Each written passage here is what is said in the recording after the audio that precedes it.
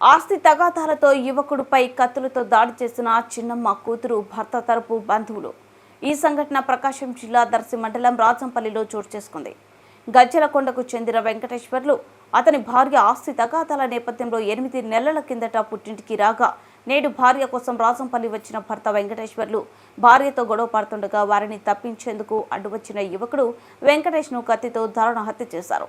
అనంతరం అక్కడి నుండి పరారయ్యారు. ఘటనా స్థలానికి చేరుకున్న పోలీసులు ముద్దాయిని అదుపులోకి తీసుకున్నారు. ఈ ఘటనపై కేసు నమోదు చేసి దర్యాప్తు చేస్తున్నారు. ఈ ఘటనలో మహిళ తిరుపతమ్మకు తీవ్ర గాయాలు కాగా ప్రభుత్వ వైద్యశాలకు తరలించగా మెరుగైన చికిత్స కోసం అక్కడి నుండి ఒంగోలు రిమ్స్ కు తరలించారు.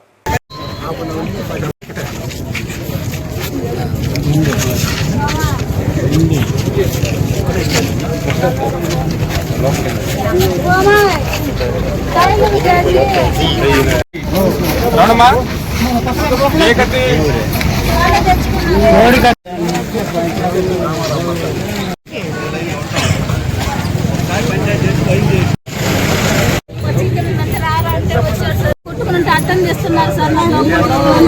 అర్థం చేసేవాళ్ళు వరకు చేశారు సార్.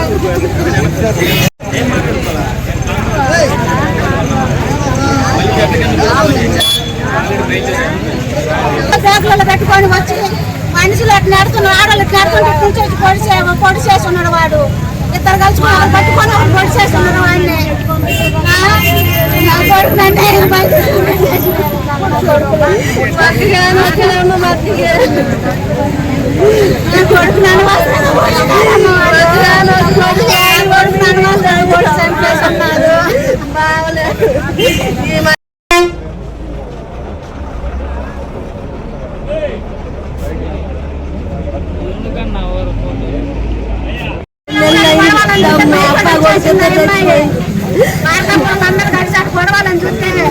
ఆకలి భయపడి అప్పుడప్పుడు కట్టెంత పక్కలో వండుకొని కట్టి చూసేదంట.